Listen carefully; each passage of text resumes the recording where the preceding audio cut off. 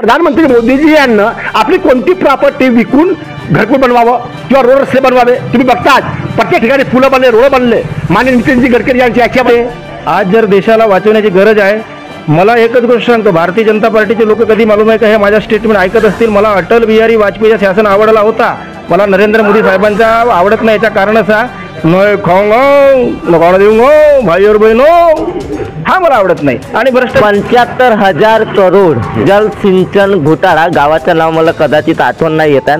मोदीजीच म्हणत होते की जेल में भेजूंगा, चक्की पिसवाऊंगा. आणि जे आता तुम्हाला माहित असेल पवार आणि प्रफुल्ल पटेल हे सत्ता पक्षामध्ये असून त्यांना आत टाकण्याचाही प्रश्न उभा केला होता. आता काय म्हणा?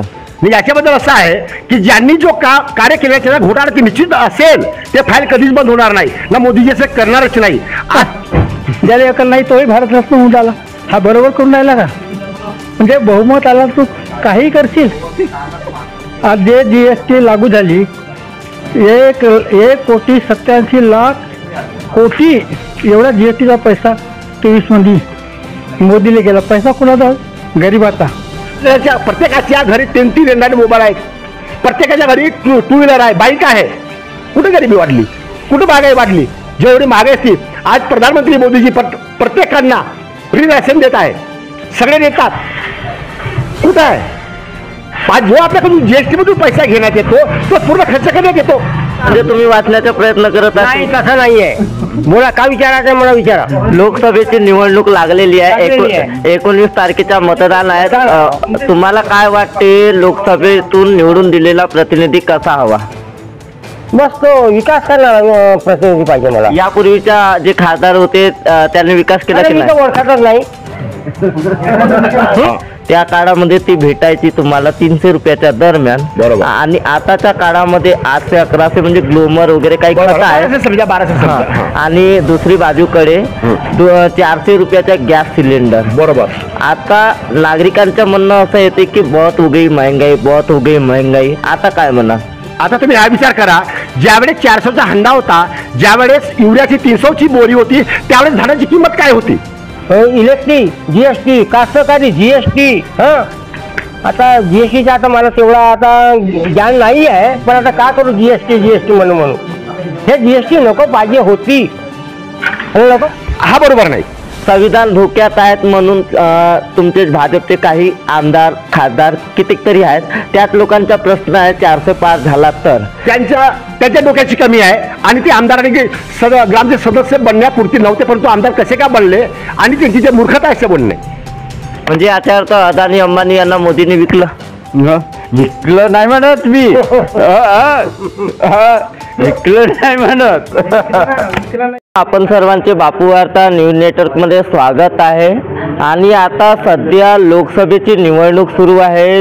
लोकसभेची निवडणूक गोंदिया भंडारा या क्षेत्रामध्ये सुरू आहे. आणि लोकसभेची निवडणूक करिता आम्ही जे नागरिक आहेत त्यांच्या मधामध्ये जात आहोत. लोकांच्या मनामध्ये काय आहे काय नाही, आणि लोकांना कसा सांसद पाहिजे, कसा खासदार हवा, यावर चर्चासत्र म्हणून एक चौपाल म्हणून आयोजित करण्यात येत आहे कालीमाटी या गावामध्ये. तर आम्ही जाणून घेऊया काय सांगणार बाबा. एकीकडे काँग्रेसकडून जे आहे प्रशांत पडोळे हे उमेदवार आहेत, आणि दुसरीकडे जर बघितला तर भाजपकडून खासदार सुनील मेंढे जे माजी खासदार होते ते उभे आहेत.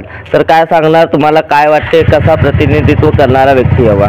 In there is something in politicals. These days they turn good man into bad man, bad into worse. Modern politics in India. ज्याप्रमाणे तुम्ही हा बोला. I know equal to best my costing vote. ज्याप्रमाणे तुम्ही म्हणत आहात की बॅड पॉलिटिक्स, गुड पॉलिटिक्स आणि बॅडमॅन अँड गुड मॅन, पर तुमच्या मनामध्ये कसा नेतृत्व करणारा व्यक्ती हवा, तुम्हाला कसा निवडू, तुम्ही जनतेच्या मधामधूनच तो एक खासदार प्रतिनिधी जाणार आणि लोकांच्या हितासाठी लढणार आणि तुमची जी आवाज आहे ती समोरच्या संसदमध्ये ठेवणार. तर तुम्हाला काय वाटते यावर माझी प्रतिक्रिया अशी आहे की चांगलं नेतृत्व करणारा माणूस पाठवावा कहाँ कुठे संसदेत लोकसभेत. तर आता यंग पडोळेजी यंग मनुष्य आहे, त्याला निवडण्यात काही हरकत नाही असं धिस इज माय थॉट. यापूर्वीचे सांसद होते जे सुनील मुंडे होते, त्यांचा कार्यकाळ कसा होता? आणि आमच्या क्षेत्रात तर सुनील मुंडेने काहीच केलं नाही, न आपली सुरत दाखवलं. I am very unhappy. Do you know I am very unhappy. Therefore reject. ज्याप्रमाणे भाजपचा एक नारा गुंजतो आणि अब की बार 400 पार हा नारा गुंजतो, कुठं ना कुठं संविधानाला धक्का पोहोचणार म्हणून विपक्षाकडून असं सांगलं जाते काँग्रेसकडून. तुम्हाला काय वाटते, संविधान बदलणार की नाही बदलणार? संविधान तर बदलणार नाही, कारण की इथं लोकशाही आहे. लोकशाहीला कोणी डगमगू देणार नाहीत असं माझं मत आहे. एक प्रश्न अजून दुसरा आहे की आता राष्ट्रवादी सोबत महायुती आहे भाजपची, आणि ज्या लोकांना ईडी लागण्याची भीती असते, ज्या लोकांवर ईडी लागणार असते ते लोक भाजपमध्ये प्रवेश करतात आणि वॉशिंग पावडर निर्मा समान साफ होतात असं म्हणून लोकांच्या मनातून हा एक प्रश्न उभा होते. तुम्हाला काय वाटते यावर? स्वार्थी लोक असे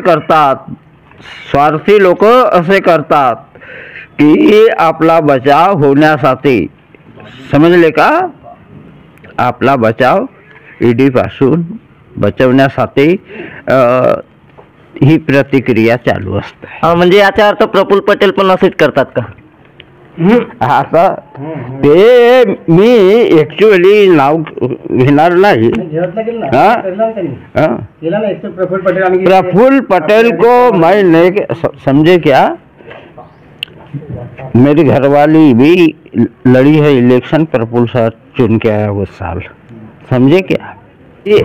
सध्या 22 लोकांचं हे राज्य चाललं आहे पैशाला. 22 लोक धनाढ्य अदानी असे 22 लोक, तर आपली अर्थव्यवस्था उद्योगावर न ठेवता शेतीची असायला पाहिजे. म्हणजे याचा अर्थ अदानी अंबानी यांना मोदींनी विकलं नाही म्हणत मी, विकलं नाही म्हणत.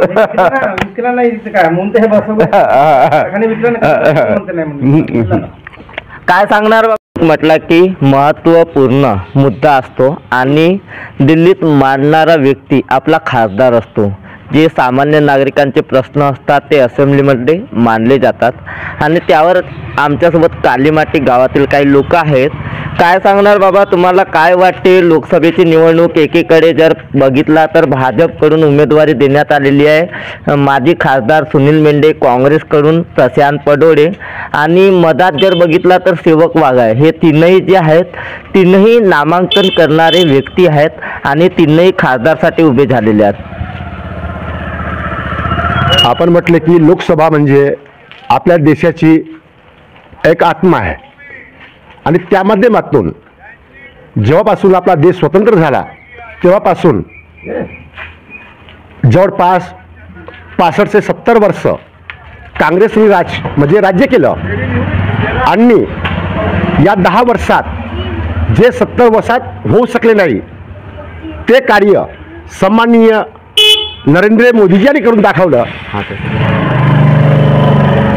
आणि तुम्ही विचारा की त्यांनी काय कार्य केलं. जे प्रगती 70 वर्षात झाली नाही ती प्रगती शेतकऱ्यांबद्दल शैक्षणिक मार्गात आणि अन्य क्षेत्रात केलेली आहे आणि याची कल्पना पूर्ण भारतीयांना आहे. त्या प्रवीण बोलणार अजून का? म्हणजे तुम्ही वाचण्याचा प्रयत्न करत नाही, तसं नाहीये. बोला, काय विचारायचं मला विचारा. लोकसभेची निवडणूक लागलेली आहे, 19 तारखेचा मतदान आहे. तुम्हाला काय वाटते, लोकसभेतून निवडून दिलेला प्रतिनिधी कसा हवा? बस तो विकास करणारा प्रतिनिधी पाहिजे मला. यापूर्वीच्या जे खासदार होते त्यांनी विकास केला की मी नाही? तर ओळखतच नाही. सिटी भाषा काहून का आपला गाव आहे, गाव खेळा जंगल झाडीचा आपला गाव आहे. कमीत कमी भेट दिल्या पाहिजे हे माझा पण मत होता, पण असं काही झालं नाही. बोला. भाजपचा गड म्हणून कालीमाटी, चांदीटोला, हिराटोला हा ओळखला जातो आणि तुम्ही म्हणता की मी खासदाराला नाही ओळखत, म्हणजे याचा अर्थ काय? कधी भेट झालीची नाही. देखा त्यांची माझी कधी भेट झालीची नाही. मी पण कसा म्हणू सांगा बरं मला. बाबा महंगाई वाढली का नाही वाढली यावर काय? महंगाईच्या बद्दल काय विचारता हो? महंगाई तर अजून वाढणार आहे. वाढली नाही, वाढली तरी पण वाढणार आहे महंगाई. देशाचे पंतप्रधान नरेंद्र मोदी म्हणत होते 2014 मध्ये बहुत हो गई महंगाई की मार, अब की बार मोदी सरकार आती. आता एक नारा गुंजत आहे की अब की बार 400 पार. मी याबद्दल तर 400 पार देखा हा चुनाव हो, 400 पार बी शब्द माझ्या तोंडातून निघत नाही. तो का होते 19 तारीखच्या नंतरचा जो प्रश्न आहे 6 जुलै 7 जूनला, बस मी असं कसं म्हणू. मी इकडे नाही बोलू शकत, तिकडे नाही बोलू शकत. मला जिथं आपला मत द्यायचा आहे तो द्यायचा आहे.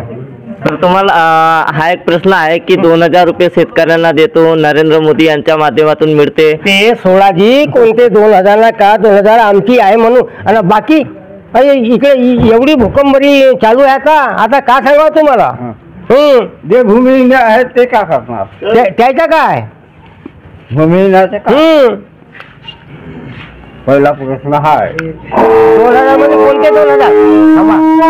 कोणते 2000?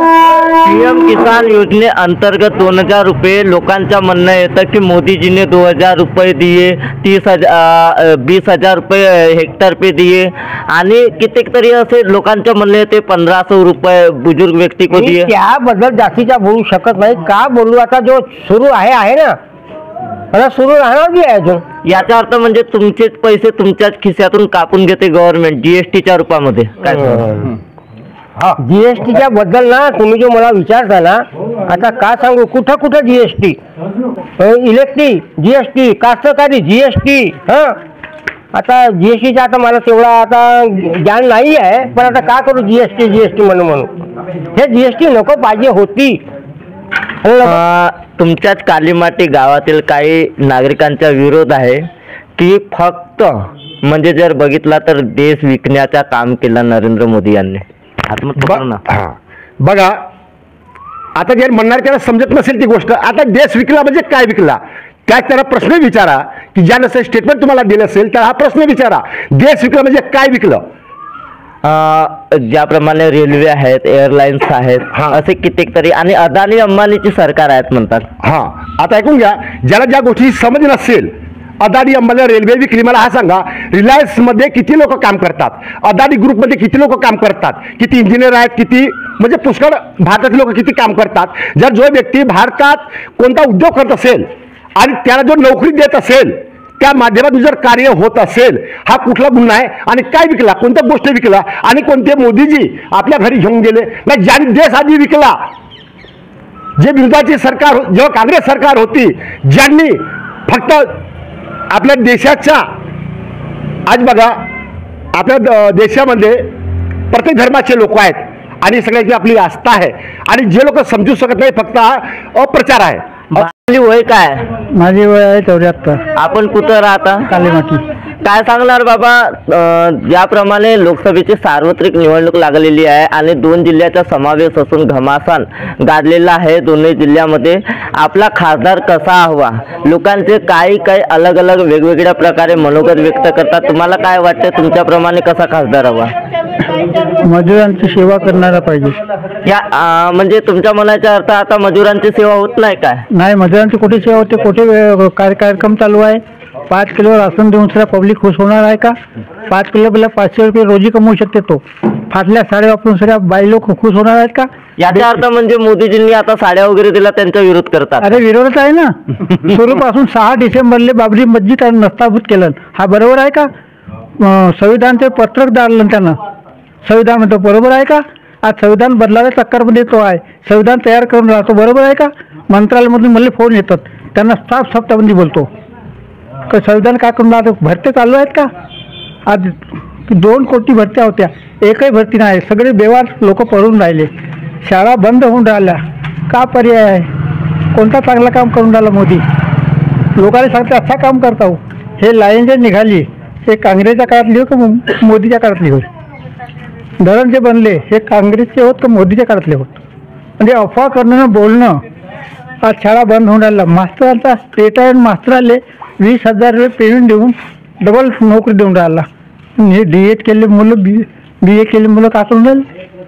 तर हा याच्याकरता आमचा विरोध आहे का? मग काय सांगणार आता? एकीकडे प्रशांत पडोळे तर दुसरीकडे बघितला तर सुनील मेंढे. आणि एक अजून प्रश्न उभा होतोय बाबा, काँग्रेसचेच म्हणून सेवक वागाय कुठंतरी नानाभाऊ यांनी डमी कॅन्डिडेट उभा केला म्हणून लोकांच्या मनात हा प्रश्न येतोय. अरे एक डमी कॅन्डिडेट चांगला कॅन्डिडेट एक साथ होतो का? त्याला तर 5 वर्ष तर सहन करावं लागतील ना. तो नवीन कॅन्डिडेट तो एक्सपिरियन्स येईल ना त्याला. सगळेच एक साथ एक्सपिरियन्स आले का? हे लोक काही बोलणं काही करणं. पडोळे का असा निरक्षर आहे का? ग्रॅज्युएट लोक आहे, तोही प्रॉपर्टी धरण आहे. आता तो नवीन आहे म्हणून नवीन दिसून आला लोकाले. पटोलेने का गलत केलं का त्यांनी? पण ही भावना लोकांची ही वेगळी भावना आहे. आमचा तोच विरोध आहे की ज्या बाबासाहेबांनं अभ्यास करून भारतरत्न पदवी मागलं आणि आता गत्यानं घोड्याला भारतरत्न पदवी देऊन राहिला, हा बरोबर आहे का? ज्याला अकल नाही तोही भारतरत्न होऊन राहिला, हा बरोबर करून राहिला का? म्हणजे बहुमत आला तू काही करशील. आज जे GST लागू झाली 1,87,00,000 कोटी एवढा GSTचा पैसा 23मध्ये मोदीला गेला. पैसा कोणाचा? गरिबाचा. गोल्डनवर आज त्यानं GST लावलं. हा GST लावणं बरोबर आहे का? 2-2, 3-3 हजार रुपये एका गरिबाचं लुटून राहिला. एक बिस्किटवर GST लागून राहिला. पैसा जातो कोणाचा? गरिबाचा. एक बाबा एक प्रश्न असा आहे की जे भाजपचे लोक आहेत, मोदी जी ने ये दिया वो दिया, मकान दिया, पैसे दिए, हमारे को बहुत सारी सवलत दी असे म्हणणारे पुष्कळ लोक आहेत. अरे तर हा भिकारी बनवणं आहे ना, अनपढ करणं, कोळी बनवणं आहे जगाले. दिये म्हणजे का ऐसान की का घरून नेऊन राहिला का? नाही, हा तर आमचाच पैसा आम्हाला वाटून राहिला ना. तो कोठून काढला तर काही पर्याय नाही आहे. तो म्हणते 400 पार हो गए तो संविधान बदल के रहेंगे. त्याचा गेदाम खासदार असा बोलला सभेमध्ये. हे सांगतात का त्याला काढून नाही? त्याचा आरोप ठरवला, त्याला काढून नाही अंदर केला आणि त्या विकास ठाकरे अंदर काढची गोष्ट करून राहिले. आम्ही असे बोललो असे हे बोलतात का? हा मेन प्रश्न आहे. तर असा आहे त्याच्याकरता हा मेन आहे का त्या बाबासाहेबांनं 2 वर्ष काही काळ अभ्यास करून संविधान लिहिलं त्याला हे बदलायच्या चक्करमध्ये आहे. खोटं नाही की काँग्रेसले बार बोलतात काँग्रेस अफवा करते, काँग्रेस बोलते. अरे पुरे भारत की 28 पार्टी बोलती है. ते काही नेते मंडळी या ते म्हणतात की संविधान बदलणार नाही. तुम्ही कसे म्हणता? अलग आहे. तो तयार करून राहिला माहीत आहे का? त्याला माहीत आहे का तो का करून राहिला म्हणून? तो तर म्हणे का जातीगणना होणार नाही. आता पेपरावर लिहून कर पैसा चुना हो गया की जातीगणना चालू. मग हा सांगा ना, बोलणं अलग न करणं अलग. ते तर पॉलिसी मारतील ना, अच्छा किए म्हणून. पण गरिबाचे काल होऊन राहिले, हे मेन प्रश्न आहे. मोदीजी म्हणत होते अच्छे दिन आएंगे, अच्छे दिन आहे के बाबा? आता हेच तर अच्छे दिन येऊन राहिले ना. शेतकऱ्यांचा प्रश्न नाही आहे. तो स्वामीनाथन आयोगाला 1.5 पट पैसा शेतकऱ्याला दिला पाहिजे, तो काऊन नाही लागू करून राहिला? स्वामीनाथनले उलटा भारतरत्न पदवी देऊन खुश करून दिलं, पण त्याचे नियम लागू केले का त्यात माणसानं? तर हे मुद्द्याची गोष्ट आहे. आता अभ्यास नाही ते तर बोलणार त्याच्या गोष्टीले. एकीकडे राष्ट्रवादीची भाजप सोबत महायुती झालेली आहे आणि यापूर्वी जे गोंदिया भंडारा जिल्ह्याचे जे सांसद होते प्रफुल्ल पटेल हे भाजप सोबत गेले. का गेले, का बरं नाही? तुम्ही एक देशातले नागरिक म्हणून काय सांगणार यावर? अरे बाबा, त्याला जेलमध्ये जावं होता प्रफुल्ल पटेल रे. त्यांना पहिलं त्याचा तो जेलमध्ये वाचण्यासाठी तो भाजपमध्ये गेला. बडोले हा आमदार हे गेले ना. आता लोक पागल आहे, समजत नाही. तो भाजपचा उमेदवार बोलत नाही, त्याच्याकडे कोणी प्रफुल्लकडे पाहणार नव्हतात काय आजच्या पोझिशनमध्ये. मग काय तो वाचवासाठी गेला, तो आपली संपत्ती आपली गोष्ट वाचवासाठी म्हणून तो त्या ठिकाणी गेला. आणि त्याला काय आवश्यकता होती? बचपणापासून काँग्रेसचा माणूस होईना तो, मग काहून विसरला तो? कधीतरी प्रश्न येतो एअरलाईन्सचा, मैंने ये किया वो किया. अरे तो एअरलाईनचा हो तो प्रश्न आहे, तो तोंडापोटात ते बोलतो हमने हे किए वो किए, हा त्याचा प्रश्न आहे. ऐकलं की नाही? तर हा त्यांच्याकडे काय होतं त्यांनी केला होता, काय महान गोष्ट केल्या काय. आणि आता मलाही सांगा, वंदे मातरम गाडी काढला, आता तो आमचा काम वंदे भारत, वंदे भारत. वंदे भारत, तर ते आता सगळं गोंदियापासून नांदगावची 900 रुपये तिकीट आहे. कोणाच्या गरिबाची सेवा होईल? एक व्यक्ती गुजरातमध्ये वंदे मातरममध्ये बसला, बायकोले सार करावले आला, आता गाडीमध्ये बसला, तर आता तो सार उतरता की नाही, गाडी चालू झाली, पुरे दरवाजे बंद तो आला टाकला. किती इसलिए म्हणते मेरे को बचाव म्हणते, मैं कुछ नहीं बताता म्हणते, अगले स्टेशन पे उतरतो म्हणते. म्हणजे हा बरोबर आहे? हा कोणा गरिबासाठी काही सेवा? तर हा आहे व्यापारी लाईनले खुश करणं आणि व्यापाऱ्यासाठी सगळं हा कारभार करणं, कॉर्पोरेटसाठी. हे मेन मुद्दा आहे. म्हणजे याचा अर्थ मोदी हा अदानी अंबानीचे सरकार चालवत आहे. बिलकुल तो त्याच्यातनं तो विकला गेला, त्याचा पर्याय नाही. आता माहीत आहे का, कोर्टाने बँकाचे खाते बंद केला होता. हा SBI पूरे बंद केला होता, किसी को पैसा नहीं मिलेगा. यांना काहून परमिशन द्या तुमच्या अगोदर, खोलना पडेगा म्हणून. कोर्ट याचाच, सगळे न्यायालय याचे नाही बोला तुम खाली हो जाओ. वन विभागाचा एक मंत्री खाली आहे, एक HM खाली आहे. अधिकारी म्हणून आता चुनावमध्ये चुनल्या गेला, तर त्यांना फक्त म्हणून EVM नाही चलेगा ऐसा केव्हा बोला म्हणून त्याला निलंबित करून दिलं. मग तो खरा आहे, तो वोट घेऊ शकते, चांगलं काम केलं, मग बायलेटवर काम नाही वोट चुनाव लढून राहिला. त्याला कारण काय?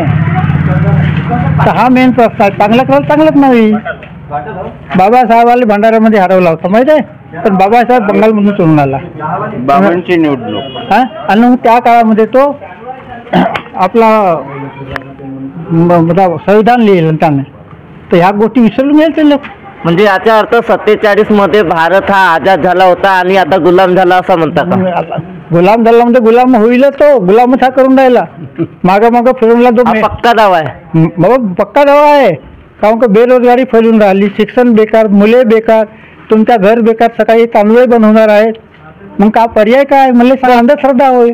मैं बहुमत त्यांनी सिद्ध कशासाठी केलं? मैं जैसा बोलूंगा वैसा चलेगा. कोर्ट निर्णय बंद, आंदोलन बंद, तुम्हाला कोर्टात जाणं बंद, हा सगळा परिवार बंद करून राहिला ना. हे काहून नाही सांगत अशा गोष्टी? तर हे म्हणून गोष्ट आहे का, जो मैं बोलूंगा वो सही. आता तुमच्या सल्फेटच्या बोरीवर मोदीचं नाव, हर ठिकाणी मोदी. आणि ते माहीत आहे, बायलाटवर सगळ्या ठिकाणी सबसे बड़ी पोस्ट मोदी होना, नीचे रहेगा तो नहीं चलेगा. म्हणजे हा प्रश्न आहे. तर मग याचा बहुमतानं सत्ता पैदा करून राहिला. आता 400 पास करायच्या चक्करमध्ये आहे. 400 पार केलं म्हणजे पुरा नेशनल भारत देश वाटते तुम्हाला 400 पार होईल? आता असं वाटेचं नाही, पण आता लोक बोलतात ना होणार म्हणून, वाटेचं नाही. कारण का आम्ही एरिया फिरतो, आम्हाला माहीत आहे. अरे तुम्ही, आम्ही म्हणतो तुम्ही त्या पक्षाचे तुम्ही तरी सुखी आहात का? ज्या गाडीवर मी बसी त्या गाडीवर तुम्ही बसाल. तुम्हाला काय सांगला बाबा सुखी आहात का नाही म्हणून? अरे ते का बोलणार? हो बोलले अच्छी आहे, बोले अच्छा करता है, बोले अच्छा करता है ना, बोला बाबा साहब को पीला निशान लगाया था, बोला वो जिले में, अच्छा करता है ना, बोला संविधान दिला, अच्छा करता है ना, बोला गलत कौन सा करा, GST लगाया, अच्छा करता है ना, बोला. तर ह्या प्रश्नात ह्या गोष्टी बाबांनी वेगवेगळे प्रश्न जे आहे भाजप सत्तेवर उभे केले आहे आणि यावर बाबांनी पुष्कळ टीका टिप्पणी केली. आता बाबापासून आम्ही जिंकू शकलो तर नाही, प्रश्न मोठे मोठे होते, बाबांनी त्यांचा खंडन नाही केला व उत्तरही दिला. भाजप फक्त रामाच्या नावावर वोट घेते. भाजप फक्त अयोध्यामध्ये जे राम मंदिरची प्राणप्रतिष्ठा झाली, फक्त हिंदुत्वाच्या नावावर रामाचं नाव घेऊन वोट घेण्याचे काम करत आहेत असं म्हणतात. हे चुकीचे आहे. हा बघा, भारतामध्ये हिंदुत्व किती आहे आणि असा कोण व्यक्ती आहे ज्यांनी स्टेटमेंट दिलं असेल, असा कोण व्यक्ती आहे की ज्यांनी रामाची किंवा कृष्णाची पूजा केली नसेल? आणि जर 5 लाख वर्षपूर्वी ज्या भगवान रामाचा जन्म झाला ते असत्य किंवा सत्य याला प्रमाणित करण्याची मागतात. मला प्रश्न आहे तुम्हाला, तुमच्यासमोर प्रश्न ठेवतो. तुम्हाला दुधामध्ये तूप दिसतंय का? किंवा दुधामध्ये तूप आहे का? नाही, दुधामध्ये तूप नाही आहे, पण काढला दिसत नाही. याच्यावर दिसलं नाही म्हणजे ते गोष्ट शक्य होऊ शकत नाही. मोदीजीने हे जे लोकांचं म्हणणं आहे की रामाच्या नावावर वोट घेतात, हे सगळे हिंदुस्थान कसं नाव पडला? आम्ही हिंदू धर्माचे लोक कुणाची पूजा करतो? आणि आज मोदीजींनी जे गोष्ट शक्य नव्हती, बाबर आले देशामध्ये, बाबरांनी कब्जा करून आमचे हिंदूचे मंदिर तोडले. आज बघा मी दुर्गा मातेच्या मंदिरात बसलेला आहे, माझ्यासमोर सगळे हिंदू लोक आहेत. आणि बघा, जर मोदीजींनी जर 5 लाख वर्षापूर्वीचे आमचे आराध्य दैवत यांची स्थापना केली असेल हे काय चुकीचे आहे? हा वोट मागण्याचं कारण आहे. हे हिंदुत्वाच्या आत्माची रक्षा केली आहे त्यांनी, सन्मान्य मोदीजी यांनी. बहुत होगी महंगाई की मार, अब की बार मोदी सरकार 2014चा नारा गाजत होता. आता लोकांचं म्हणणं असं आहे की 2014 मध्ये जे मोदीजी आश्वासन देत होते ते पूर्ण का केले नाही? आता बघा, महागाईचा मुद्दा आला. मला सांगा, याच्या आधी जो शेतकरीच्या घरी परा लावला एक बाई किंवा माणूस जात होता त्याची रोजी किती होती याचा विचार करा. त्यावेळेस जे सरकारी कर्मचारी त्यांची पगार किती होती? फक्त आकडे वाढले आहेत, महागाई काही वाढलेली नाही आहे. कुठेतरी बेरोजगारीचा मुद्दा येतो, शाळा खाजगीकरणचा मुद्दा येतो. विपक्ष दल बघतच असतो की काय म्हणते की खाजगीकरण केल्या, शाळा प्रायव्हेटायझेशन केला, सगळं विकून टाकलं, काही ठेवलं नाही. बघा, याच्या मागचं तात्पर्य असं आहे, आज शाळेमध्ये जे D.Ed पास करून झालेले शिक्षक झालेले आहेत, ज्यांना शिकवता येत नाही त्यांना 1 लाख रुपये पगार आहे. आणि बघा, जे प्रायव्हेट कॉन्व्हेंट आहेत त्यांना पगार मिळतो 5,000, पण त्या मुलांना चांगले शिकवतात. ज्या जिल्हा परिषद शाळेचे शिक्षक आहेत त्याचे मुलं कुठे शिकतात? कॉन्व्हेंटमध्ये शिकतात, नाही शिकत. आणि मग बघा, जर मोदीजींनी चांगला सर्वसामान्य चांगला विचार केला की ज्या ठिकाणी पैसाही वाचो आणि चांगली शिक्षाही मिळो, जर खाजगीकरण म्हणजे तुम्हाला काय असं वाटलं, सरकारीचा अर्थ होते सरकारी नोकर म्हणजे आम्ही त्याचे जावाई बनलो. आज प्रत्येक व्यक्ती होतो, ज्या वडिलांची मुलगी जवान झालेली असेल त्याला वाटतं की मला जवाई सरकारी नोकरीला पाहिजे. म्हणजे सकाळीच गेला, 10 वाजे गेला, 5 वाजे घरी आला, मला पगार मिळेल झाला. पण मोदींचा हा विचाराच्या मागचा उद्देश आहे की खाजगीकरण म्हणजे स्पष्ट तुम्ही नियतीने आपल्याला काम करा, हे महत्वाचा मुद्दा आहे. मोदी सरकार आहे की भारत सरकार आहे? हा, ज्यांचं आता बघा, ग्रामपंचायत आधी काय म्हणतात लक्षात घ्यायच्या, मोदी सरकार म्हणजे भारत सरकार आहे. आणि जे सदस्य निवडून गेले लोकसभेमध्ये ते त्यांचे पाठिंबा करतात. आता नाव देण्यात येते त्याच्याबद्दल मला काही सविस्तर बोलता येत नाही. जो व्यक्ती प्रधानमंत्री आहे, आधीपर्यंत होते गांधी सरकार, राहुल गांधीची सरकार आहे, याच्यापूर्वी सोनिया गांधीची सरकार आहे, मनमोहन भाऊंची सरकार आहे, त्याप्रमाणे मोदी सरकार आहे. परंतु मोदीजींनी हा देशात 10 वर्षात करून दाखवला. आजपर्यंत 70 तास कोणत्या पक्षाला करून दाखवलेला नाही. आणि जेवढे पण या देशामध्ये जमलेले आहेत गडजोड करणारे, आणि त्याच्या शेवटी त्यांचा मुद्दाच नाही. आता बघा, लोकसभेमध्ये किती सीटची आवश्यकता आहे आपल्या करण्यासाठी, काय म्हणतात त्याला, आपली सरकार स्थापन करण्यासाठी कितीची गरज आहे तुम्ही सांगा. माझा प्रश्न काय आहे, अब की बार 400 पारवर येतो मी, नंतर सांगतो. बरोबर. तुम्हाला काय विचारला की संविधान धोक्यात आहे, चला ठीक आहे आम्ही येतो लोकसभेवर. बरं, संविधान सांगतो. संविधान कसा धोक्यात आहे तो स्पष्ट करून दाखवा. जर आपला जम्मू काश्मीर भारताचा अंग नाही आहे, आणि जर मोदीजींनी 300 धारा हटवून 370 धारा हटवून जर आपल्या देशात अखंड भारत केला, याच्यात काय आहे? वाईट नाही केलाय ना. आज बघा, मी जेव्हा CRPF मध्ये होतो तेव्हा मी 5 वर्ष नोकरी CRPF मध्ये कुठे केली आहे, जम्मू काश्मीर केलेली आहे. तिथले पूर्ण लोक बाहेर गेले, त्याचे घर जाणले. पुढे लोकांनी, आतंकवादी लोकांनी विचार करा, जर आधी तुम्ही मेहनतीने बनवल्या घर जाणला असेल किती तुम्हाला भीती असेल. त्याप्रमाणे मोदीजींनी 370 धारा हटवली करून खूप चांगलं काम केलं आहे, अखंडतेचा प्रतीक दिलेला आहे. प्रश्न असा आहे की 2/3 बहुमत लोकसभेची सार्वत्रिक निवडणूक अब की बार 400 पार. जर भाजप जर 400 पार झाली किंवा 380 390 जर घेतला बहुमत, तर संविधान धोक्यात येणार. म्हणून तुमच्याच एका आमदारने, कर्नाटकाचा हेगडे म्हणून RSSचा लीडर आहे, त्यांनी हा प्रश्न ठेवलेला होता. असे 6 आमदारांनी प्रश्न ठेवलेला होता आणि त्यांना पदावरून मोकळे केलं. हे तुम्हाला बहुतेक बातमी माहीत असेल आणि सोशल मीडियावरही गाजलेला मुद्दा होता. तर तुम्ही कसे काय म्हणता की संविधान धोक्यात नाही राहणार? म्हणजे तुम्ही त्यांनाच विचारा, ते 6 झाले ना, त्याला संविधान, बाबासाहेबांचे संविधान लिहिले. आज बाबासाहेबांची 133वी जयंती आहे. ज्याप्रमाणे आपल्या आईवडिलांनी आपल्याला जन्म दिलं, आपण त्याचा ऋण फेड करू शकत नाही, त्याप्रमाणे आम्ही बाबासाहेबांच्या ऋण फेड करू शकत नाही. आणि बाबासाहेबांनी जो संविधान लिहिलेलं आहे त्याला बदलण्याची ताकद ना मोदीजींची आहे आणि कोणाची आहे. आणि ज्या संभ्रम आहे, फक्त लोकांना फक्त काय करण्याचं कारण आहे असं सांगायचं आहे. मोदीजींची ताकद नाही आहे की संविधान बदलण्याची, फक्त कोणत्या नियमाप्रमाणे कोणत्याप्रमाणे काय करू शकतो ते करू शकतात कायद्याप्रमाणे.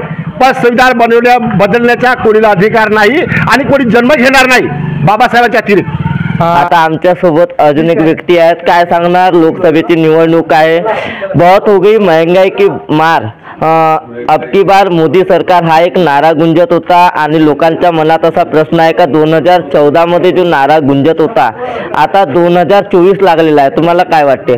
नाही तर यावेळेस आता त्याचा नारा हा फेल ठरणार आहे. कारण की आता त्याचे काही दोन पंचवर्षामध्ये त्याने जो हा हुकुमशाही जे गाजवला मोदी सरकारने, तर त्या हुकुमशाहीमुळे आता लोक त्रस्त झाले आहेत.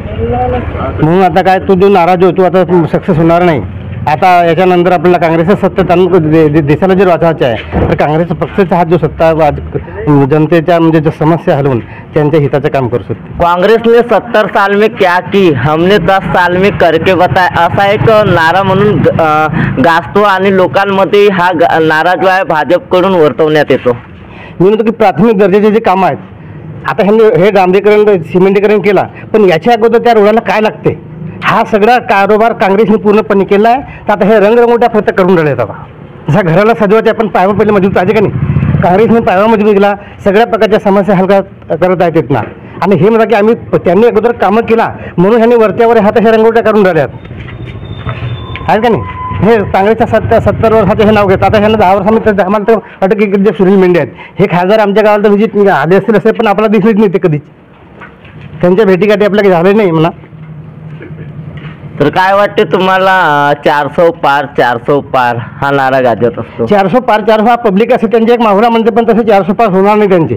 मला वाटतं की एवढे सगळ्या प्रकारे मिळून मला वाटतं की काँग्रेस सुद्धा हे जे आघाडीचे आपले कोणती इंडिया आघाडीची सरकार ते सरकार बसणार असा माझा विचार आहे. बाबा तुमच्या परिवारामध्ये शिक्षण घेणारे मुले मुली असतील, काय वाटते तुम्हाला तेव्हा?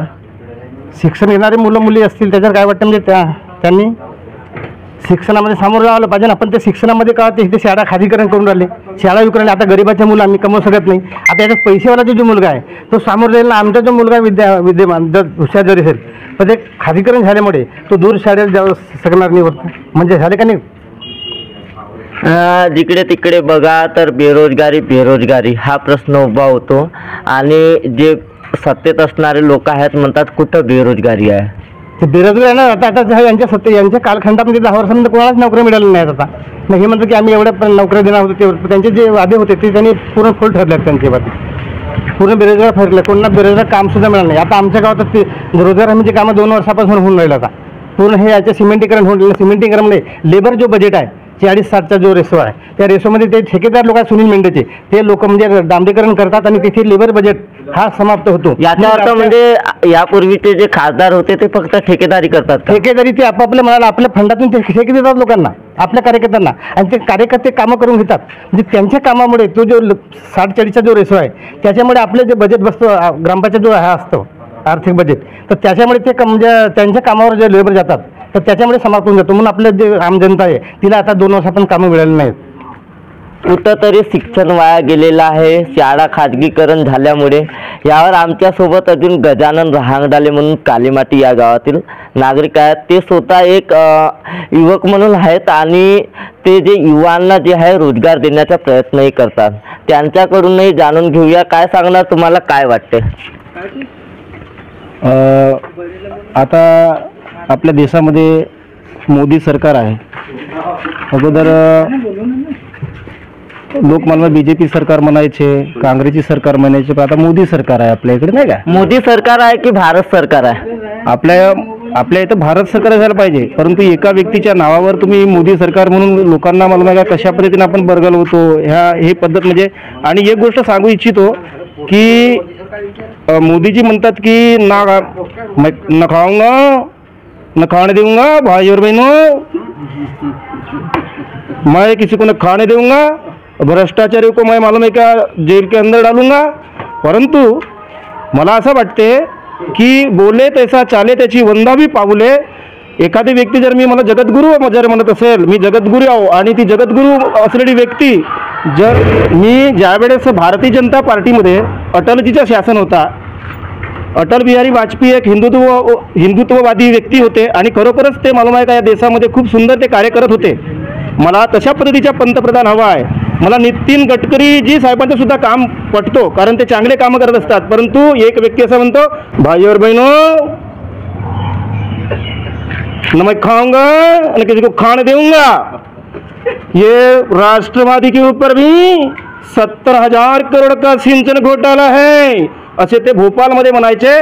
ज्यावेळेस भोपाळमध्ये चुनाव होते त्यावेळेस त्यांनी असा म्हटला होता कि अजित पवार भी 70,000 करोड़ का सिंचन घोटाला है, उसको हम जेल में डाल के चक्की पिसाएंगे. परंतु 8 दिवसाच्या कालावधी लोटत नाही तर माझ्या महाराष्ट्रामध्ये जेव्हा सरकार स्थापन झाली तर त्यावेळेस त्या 70,000च्या सिंचन घोटाळा करणाऱ्या अजित पवारला त्यांची पाठ थपथवली. याची शोकांतिकाला मला वाटते, मी या भारताचा नागरिक आहे म्हणून म्हणतो की या प्रत्येक युवा वर्गांना सांगतो की तुमच्या गावामध्ये तुम्ही जेव्हा वावरत असताना, आज भारतीय जनता पार्टीमध्ये काँग्रेस सुद्धा आहे, राष्ट्रवादी सुद्धा आहे, शिवसेना सुद्धा आहे.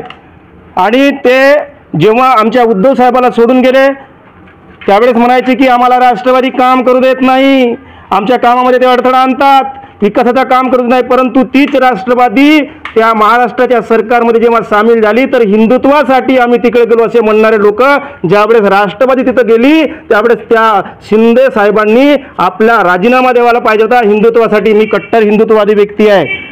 हिंदुत्व म्हणजे एक सगळ्याला समान घेऊन चालणारा एक धर्म आहे. आणि माझ्यामध्ये तरी म्हणतो की कोणी एक राष्ट्रवादीचा असेल किंवा काँग्रेसचा असेल, आपण दुर्गा पूजा करत असतो, शिवपूजा करत असतो, सगळे हिंदू आहेत. फक्त आपल्या देशामध्ये आपल्याला बरगलवण्याचं काम करत आहेत अशा पद्धतीची परिस्थिती आहे. आणि आज जे व्यक्ती म्हणतात ना खाऊंगा ना खाणे देऊंगा, ते 70,000चा सिंचन घोटाळा, हे प्रफुल्ल पटेल इक्बाल मिर्चीसोबत त्याचे संबंध आहेत म्हणायचे. त्यांच्यावर मला माहिती का भोपाळचा घोटाळा म्हणायचे ते, तेव्हा मला माहिती का ते मंत्री होते, ते तुमचे उड्डयन मंत्री होते, त्यावेळेस त्यांचे भ्रष्टाचार आरोप झाले होते. परंतु ते भारतीय जनता पार्टीमध्ये गेल्याच्या नंतर त्यांच्यावरचे सगळे मालूम आहे का ते जे केसेस होते ते थांबवण्यात आलेले आहेत. ही परिस्थिती आहे. ईडी CBIच्या धाक दाखवून कुठेतरी आपल्या भारतामध्ये मालूम आहे का एक म्हणजे वेगळाच विषय निर्माण करण्याची कोशिश यांची आहे. आणि म्हणून माझं म्हणणं असं आहे की आपल्या गावातील जे लोक आहेत त्यांनी कोणता पक्ष न बाळगताना आपला गाव आपला परिवार म्हणून आपण बंधुत्वानं राहण्याची कोशिश करायला पाहिजे. आणि आपल्याला फक्त पक्ष असतो किंवा की ग्रामपंचायतमध्ये आपल्या गावामध्ये एक शिक्षित व्यक्ती आहे किंवा अच्छा व्यक्ती आहे जो समाजाचे काम करत असतो, त्यासाठी काम करा ना तुम्ही. आता काही पक्ष राहिलेला नाही. आणि मला एकच गोष्ट वाटते की म्हणे मोदीजी कोणी म्हणतात विष्णूचा अवतार आहे. अरे तर मग एखादी व्यक्ती राम आहे तर राम राज्य कसं असायला पाहिजे? राम राज्यामध्ये भ्रष्टाचारी लोकांना सोबत घ्या, त्याला मला माहिती आपल्या जवळ बसवून घ्या, त्याची पाठ थपथवा, हा विषय असायला नको. आणि सगळ्या लोकांना एकच गोष्ट म्हणजे ह्या तुमच्या चॅनलच्या माध्यमातून सांगू इच्छितो की आपल्या गावागावामध्ये बंधुत्वाने राहा. आणि जी व्यक्ती चांगली आहे ती आपल्या समाजासाठी किंवा देशासाठी आपण काय करतो. एक गोष्ट सांगतो, आपल्या देशामध्ये 75 सालाचा काळ लोटलेला आहे. आपण त्याची महोत्सव सुद्धा केलेला आहे. परंतु जेव्हा माझ्या गावामध्ये मी जात होतो तेव्हा मला माहिती आहे या गावात किचड राहायचा, परंतु तिथं खडीकरण झालेलं आहे काँग्रेसच्या काळामध्ये. आणि काँग्रेसच्या काळामध्ये झाल्याच्या नंतर तिथं आणखीन कसं आहे मालूम आहे का, त्याच्यानंतर खडीकरण झाला मग तर सिमेंट रोड आले. तर प्रत्येक वेळेस कसं आहे, मुलगा जसा मालूम आहे का लहान असतो किंवा एखादी व्यक्ती लहान असते ते हळूहळू आपला विकास करत देत तसा विकास करत जात असतो. मौनी बाबा म्हणायचे आपल्या त्या मनमोहन सिंगला. परंतु त्याच्या काळामध्ये आपल्या देशाची अर्थव्यवस्था सुंदर पद्धतीने मालूम आहे का ग्रोथ केलेली होती. आता आपल्या देशाची अर्थव्यवस्था सुद्धा कमी झालेली, आपल्या देशात कर्ज सुद्धा जास्त आहे. आता त्याचा आकडा कदाचित मला माहीत नसेल. परंतु मला एकच गोष्टीची खंत अशी वाटते की ना खाऊंगा ना खाणे देऊंगा, मी भ्रष्टाचार को अपने आजूबाजू भटकणे देऊंगा. परंतु भ्रष्टाचाराची सारी लोकांना तुम्ही मला का स्वतः घेता, तर मला मला या गोष्टीचा खंत वाटते. एक सुशिक्षित नागरिक या नात्यानं मला राजकारणाशी कसा विशेषतः तेवढा मला वाटतं कळत सुद्धा नाही. ज्याप्रमाणे तुम्ही एक प्रश्न केला, नाना पटोले यापूर्वी भाजपमध्ये होते, ते काँग्रेसमध्ये गेले आणि आता एक व्हिडिओ व्हायरल होत आहे की कमल की बटन दबाकर प्रचंड बहुमत से विजयी कराय 2014चा व्हिडिओ काही लोक व्हायरल करत आहेत. आता तुम्ही काय सांगणार यावर? कसं आहे ते त्या काळामध्ये भारतीय जनता पार्टीत होते, त्यांना कुठंतरी मालूम आहे का काँग्रेसची नीती पटली नसेल, कदाचित ते भारतीय जनता पार्टीत आले. त्याला मग असं वाटलं असेल की चला भाई हे तरी सुंदर व्यक्ती असतील कदाचित, मग ते त्याच्यात वावरले. किंवा जेव्हा मालूम आहे का स्वामीनाथन आयोग ते त्याने त्या मांडला त्याच्या किंवा मोदी साहेबांकडं, त्याला कुठेतरी ते काही प्रतिसाद भेटला नाही. तो दबंग व्यक्ती आहे, एक विचारिक व्यक्ती आहे तो. आणि विचारी व्यक्ती असल्या कारणास्तव नाही रे म्हणे हेही साले हरामखोरच आहेत म्हणून त्याने व्यक्ती मला का आणखीन त्याने म्हणे नाही आम्हाला काही पर्याय नाही. मग आपल्या देशामध्ये आमच्या देशासाठी झटणारे जो लोक आहेत ते काँग्रेसमध्ये आहेत, त्यांनी आपलं बलिदान सुरू दिलं आहे. तुमचे राजीव गांधीला सुद्धा त्याने मला माहिती का ते लिट्टे वगैरे उडवलेले आहेत. आणि आपल्या देशामध्ये तुम्हाला सांगतो मी की दूरदर्शन आहे, हा कॉम्प्युटर आहे, हे मालूम आहे का ते शिक्षित होते, ते पायलट होते. पायलट विमान साधारण व्यक्ती उडवू शकत नाही, ते शिक्षित व्यक्ती ते हव्यात उडू शकतात. तर ते शिक्षित व्यक्ती होते, त्यांनी दूरदर्शन आणला, लॅपटॉप आणला, दूरदर्शन आणला आणि ते नानाभाऊ त्यावेळेस ते बोलले होते, कारण त्यांना वाटलं की काँग्रेस सुद्धा काही, काँग्रेसमध्ये सुद्धा मालूम आहे का खूप सारे लोक भ्रष्टाचारी होते, त्या काळात भ्रष्टाचारी होते, काळ बदलत असतो. भाजपमध्ये नाही का? भाजपमध्ये सुद्धा आहेत, परंतु भाजप, मला एक गोष्ट सांगा, भारतामध्ये जेव्हा आपण राहतो, मला हा सांगा की आता माझ्या गावाच्या आजूबाजूच्या उदाहरण करायचं दिलं गेलं तर मला किती भ्रष्ट लोक आहेत का आहेत ते मला कळते, परंतु भारतीय जनता पार्टीच्या एकही माणसावर ईडीची मालूम आहे का ते कोणती मालूम आहे का कारवाई होत नाही. आणि तो एक एक प्रश्न असा आहे की राष्ट्रवादी वर्सेस एकनाथ शिंदे शिवसेना, आता जे लोक भाजपमध्ये जातात त्यांच्या मागे ईडी का लागत नाही, आणि अरविंद केजरीवाल तुम्ही जर बघितले असाल त्यांच्याच मागे का ईडी? मला तुम्ही हा सांगा, जो गुन्हा करेल, जर तुम्ही कोणत्या खून मर्डर केला, तुम्हाला 302 कलम लागेल का नाही लागेल मला हा सांगा. लागणार ना, तुम्हाला सजा होईल का नाही होईल? 3 महिन्यात बाहेर येणार जमानत घेऊन. बाबा हे नको सांगा, फक्त माझा प्रश्न काय आहे, तुम्ही मला केवळ का त्यांना ईडीच्या कमीत कमी 3 ते 4दा समक्ष येतो, आणि त्यामध्ये असं असतो की तुम्ही त्यांना असा काही लोकांकडून ऐकला जातो, ग्रामीण भागामध्ये पण ऐकला जातो का तुम्ही भाजपमध्ये या तर तुमच्या मागे ईडी नाही लागणार. तसाच प्रश्न राष्ट्रवादीच्या लोकांना पण ऑफर दिला होता का? नाही, हे बघा ऍक्च्युअल काय हा संभ्रम आहे लोकांचा. आणि काय सांगितलं, ज्या व्यक्तीने चालक कर्तृत्व केलं, चालक काम केलं मोदीजींनी, त्यांनाही वाटलं, पक्षाच्या लोकांना असं वाटलं की जो व्यक्ती चांगला कार्य करत आहे त्यांच्यासोबत मला जायला पाहिजे. याच्या मागचा उद्देश हा नाही आहे. ज्याने गुन्हा केला असेल त्याला सजा मिळणार नक्की आहे. 75,000 करोड जल सिंचन घोटाळा, गावाचं नाव मला कदाचित आठवण नाही येत आहे, मोदीजीच म्हणत होते की जेल में भेजूंगा, चक्की पिसवाऊंगा. आणि जे आता तुम्हाला माहित असेल पवार आणि प्रफुल्ल पटेल हे सत्ता पक्षामध्ये असून त्यांना आत टाकण्याचाही प्रश्न उभा केला होता. आता काय म्हणा? मी याच्याबद्दल असं आहे की ज्यांनी जो कार्य केलं त्याचा घोटाळा ते निश्चित असेल, ते फाईल कधीच बंद होणार नाही ना, मोदीजी असं करणारच नाही. आज ते त्यांना असं वाटलं की मोदीजी चांगले कार्य करतात, त्यांना सहकार्य करावं असं प्रफुल्ल पटेलजी यांना वाटलं, अजितदादा पवार यांना वाटलं आणि सगळ्यांना वाटलं म्हणून त्यांच्याकडे आले. पण त्यांची कधीच फाईल, त्यांची जर गुन्हा असेल तर त्यांची कधीच फाईल बंद होणार नाही, याची हमी मी देतो. पंतप्रधान मोदीजी आहेत, परंतु मी एक भारताचा नागरिक म्हणून याची ग्वाही मी देतो.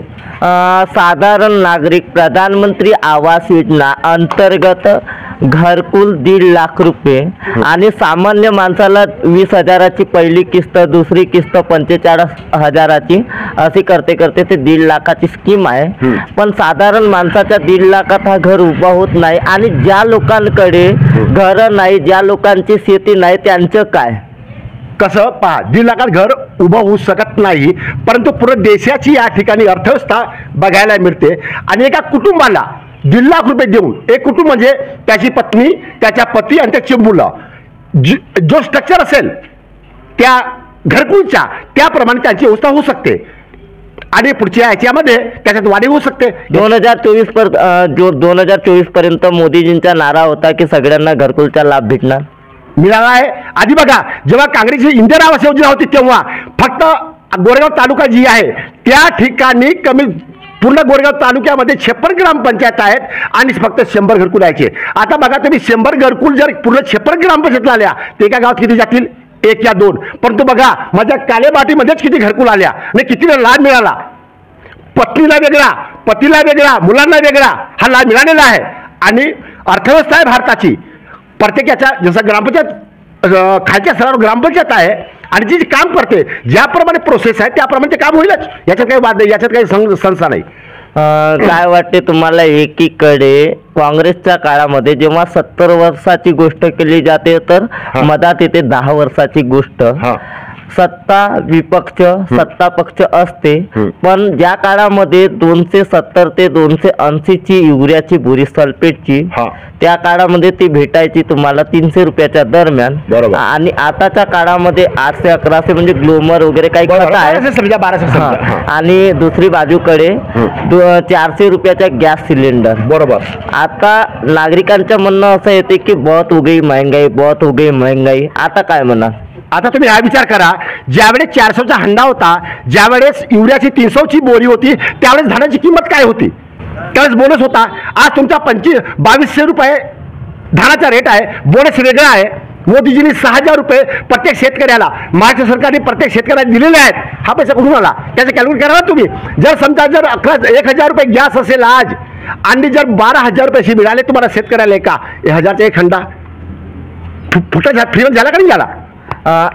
तोतया म्हणजे तो कोण? तो तोतया नाही का, तो मसाज करणारा व्यक्ती किरीट सोमय्या. तो लोकांच्या घरावर हातोडे घेऊन जात होता, परंतु तो सुद्धा आता भारतीय जनता पार्टीत आहे. आता तो त्याच्या भारतीय जनता पार्टीत आहे आणि तिथं तुमच्या काय म्हणतात हे अजित पवार, तुमचे शरदचंद्रजी आणि त्याच्यानंतर ते तुम्हाला काय म्हणतात ते तुमचे हसन मुनिश्रीफ आहे आणि शिवसेनेचे कित्येक ते नाही का ते भावना गवडी, तिच्यावर सुद्धा मालूम आहे का ते खूप सारे आरोप होते. परंतु सगळे भ्रष्टाचारी लोक भारतीय जनता पार्टीमध्ये गेल्याच्या नंतर ते स्वच्छ होत असतात. हा आम्हाला स्वतः समजते. आम्ही खेड्यापाड्याचे व्यक्ती असून आम्हाला हाही कळतो की ते भारतीय जनता पार्टीमध्ये जाऊन कसे ते स्वच्छ होतात. याचं कारण असं आहे की कुठंतरी ईडीच्या आणि CBIच्या किंवा कोणत्या यंत्रणेचा धाक दाखवून मालूम आहे का लोकांना मालूम आहे का घाबरवण्याचा प्रयत्न दिसत होत आहे. आणि संविधान खतऱ्यामध्ये राहण्याचा विषय हाच आहे की जर यांचे 400 पार झाले तर हे व्यक्ती कसे करतील की आपल्या पद्धतीनं. आमच्या आज भीमराव बाबासाहेब आंबेडकरांच्या आज जयंती आहे आणि त्यांना मी कोटी कोटी विनम्र अभिवादन करतो आणि त्यांचं संविधान कुठेतरी धोक्यात आहे असं वाटते. तर माझ्या मनात आहे की BJPचे लोक काय पाकसाप असतील का? हो, असू शकत नाही. कोणावरही कारवाई होत नाही. ही आपल्या देशाची शोकांतिका आहे की ह्याच गोष्टी सगळ्या लोकांना आपण 10 गावामध्ये जाऊन सर युवा वर्गाने सांगायला पाहिजे, जेणेकरून चांगली सरकार येईल आपल्याकडे. बदलाव ये परिवर्तन का नियम होता है, बदलाव होना भी चाहिए, होना चाहिए. पहले उन्होंने भी मालूम है, कांग्रेस वालों ने भी मालूम है कि घोटाले किए, लेकिन अभी इनका भी इलेक्ट्रल क्या बॉन्ड क्या लहसुन लफड़ा क्या है ना भाई, है क्या नहीं? क्या नहीं होता भैया. आज मेरे काश्तकार को तुमको बता रहा हूँ, आज यदि काश्तकार को तुम बोनस न देते हुए मालूम है क्या सरसकट त्यांना 35,000 भाव देना हो. ज्याच्या शेतामध्ये 8 एकरी 8 क्विंटल धान झाले तर तो 8 क्विंटल धान विकणार कुणाला? हे बोनसमध्ये काय असतात की बोनसमध्ये कित्येक लोक आमच्या गोरेगावमध्ये काही महर्षी म्हणतात, त्यांना काही महर्षी ते नाव घेत नाही मी, करोडोच्या त्याच्यावर घपला निघाला, ते जेलमध्ये सुद्धा गेले. आता तरी सुद्धा लोक मला का त्यांना भाऊ तुम आगे बढो हम तुम्हारे साथ में, तुम्ही बोनस खा ना. त्या शेतकऱ्याला मला का भाडीत टाका, हराम करा हो. दुधाचा रेट व्यवस्थित राहत नाही, काय सुकांतिका आहे. आज माझ्या देशाचा जो शेतकरी आहे त्याला जर मालूम आहे का शेतीला आज 2200 रुपये तुमच्या क्विंटल धान आहे ना, त्याला 3,000 द्यावं तुम्ही. मी जास्त काय बोलत नाही, 3,000 द्या. तुमच्या घरी रोजगाराची निर्मिती, तुम्हाला पकोड आणि चाय विकण्याची गरज भाडत नाही. आत्मनिर्भर बना म्हणतात, आत्मनिर्भर बना. कायच्या आजी माझ्या भुरका आत्मनिर्भर बना. अरे तुझ्याकडे पैसे असतील शेतीत नाही तर आत्मनिर्भर बनाल तुम्ही. शेतीला सुंदरसा मालूम आहे का एक भाव पाहिजे आपल्या शेतीला. दुधाला 50 रुपये किंवा 40 रुपये भाव पाहिजे. शेतकऱ्याच्या घरी तीच शेती होणार, तेच गाईचे शेणाला मला तो शेतकरी आपल्या शेतात हे करणार आणि सगळ्या गोष्टी व्यवस्थित होणार. ह्याला समजत नाही. अरे आहेतच कुठे? अरे आम्हाला सांगा ना हो की आम्हाला तुम्ही बसवा मला एका दिवशी 8 दिवसातून तिकडे त्या देवेंद्र फडणवीस याच्यावर काय त्या देवेंद्र फडणवीस साहेबाची घरवाली म्हणते की म्हणे वेश्यावृत्तीला प्रोफेशनल हे द्या. आमची भारतीय संस्कृती आहे का? या एवढ्या चड्डीवर नाचणारे लोक आमची भारतीय संस्कृती आहे? आम्ही हिंदू, मी हिंदू आय एम हिंदू, मैं हिंदुत्व का मालूम है क्या है. लेकिन हिंदुत्व धर्म ये बोलता है की सर्व धर्मांना घेऊन चालणारा धर्म म्हणजे आमचा हिंदू. शिवाजी महाराज सुद्धा मला 18 पगड जातीला घेऊन चालणारे होते, त्याला हिंदुत्व म्हणतात. हातात काम आणि हृदयात राम असा हिंदुत्व पाहिजे. परंतु एक गोष्ट आणखी सांगतो, आता मी कोणत्या पक्षाचा विषयच नाही. काही लोक सगळ्या पक्षात सुद्धा असे असतात की मालूम आहे का जी हुजुरी करणारे असतात आणि ते जी हुजुरी आम्हाला जमत नाही. आम्ही स्वाभिमानी व्यक्ती आहोत, शेतकऱ्याचे मुलगा आपण आपलं कमवतो आणि खातो. आणि माझ्या मते आज जर देशाला वाचवण्याची गरज आहे, मला एकच गोष्ट सांगतो, भारतीय जनता पार्टीचे लोक कधी मालूम आहे का हे माझ्या स्टेटमेंट ऐकत असतील. मला अटल बिहारी वाजपेयीचं शासन आवडला होता, मला नरेंद्र मोदी साहेबांचा आवडत नाही. याचं कारण असा न खाऊंगो न खाणं देऊंगो भाई और बहिणो, हा मला आवडत नाही. आणि भ्रष्टाचारी लोक तुम्ही घेऊन चालता हो साहेब, आहे का नाही बरोबर? ह्या सगळ्या गोष्टी विचार करायला पाहिजे आणि आपल्या गावामध्ये आपण बंधुत्वाला राहायला पाहिजे. तुम्हाला सांगतो बाकी काही नाही आहे. ग्रामपंचायतमध्ये एखादं चुनाव लढते, शिक्षित माणसाला उभे करा जो गावाचा विकास करू शकते, अशा पद्धतीचा विषय पाहिजे. त्यांनाही विचारू काय वाटते, लोकसभा इलेक्शन, सार्वत्रिक निवडणूक आणि बेरोजगारी, महंगाई, पेट्रोल डिझेल सगळा काही ह्या सामान्य नागरिकांमध्ये प्रश्न निर्माण होतो. तुम्हाला काय वाटते? आता जी लोकसभा निवडणूक आहेत त्याचे उमेदवार आहेत मेंढेजी आणि डॉक्टर प्रशांत पडोळे. तर आमचा पाठिंबा डॉक्टर प्रशांत पडोळे साहेबांना आहे. त्याचे कारण आहे की ते उच्च शिक्षित आहेत. आम्हाला अपेक्षा आहे की ते गोंदिया आणि भंडारा लोकसभेचे सुनील मेंढे शिक्षित नाही का? त्यांच्या एज्युकेशन माहीत नाही, पण ते बिझनेसमॅन आहेत, कॉन्ट्रॅक्टर आहेत आणि त्यांच्या 5 वर्ष जे सांसद होते तर त्यांनी जनसामान्यांचे प्रश्न मला नाही वाटत की त्यांनी संसदेत मांडले, म्हणून त्यांच्यावर आज भाजपचे वोटर्ससुद्धा नाराज असल्यामुळे त्यांना कित्येक तरी गावातून प्रचार करताना त्यांना हाकलून दिले आहे. म्हणजे अस्सल परिस्थिती नेमकं म्हणजे भाजपचे लोक भाजपला मतदान करणार नाही. आता ते मी नाही तुम्हीच म्हणत आहात. माझ्या स्वतःचा पाठिंबा काँग्रेसला आणि डॉक्टर प्रशांत पडोळेंना आहे. मला अपेक्षा आहे की ते उच्च शिक्षित आहेत आणि ते जनसामान्याचे प्रश्न संसदेत मांडू शकतात चांगल्या प्रकारे. आणि ते राय आज त्यांना 5 वर्ष संधी मिळालेली आहे, त्याच्यातून त्यांना म्हणजे त्यांच्याकडे 5 वर्ष संधी मिळूनही सुद्धा लोकांचे मनपूर्वक म्हणजे समाधान करू शकले नाही, त्याच्यामुळे प्रशांत पडोळेंना पाठिंबा आहे आमचा. तुम्ही एक यंग आहात, युवा आहात, काय सांगणार तुमचं एज्युकेशन काय आहे? मी ग्रॅज्युएट आहे. काय नोकरीमध्ये आहात की कसं काय? मी शेती करतो, शेतकरी आहे. 2014 मध्ये एक नारा गाजत होता, 2 कोटी युवाओं को रोजगार दूंगा. पण कुणाला रोजगार मिळाला नाही? मला असं कदाचित वाटते तुमचं चांगलं सूट बूट. नाही सूट बूट तो नाही. मोदी सारखे आम्ही 10 लाखाचा सूट तर घालू शकत नाही. शेतकरी आहो मी.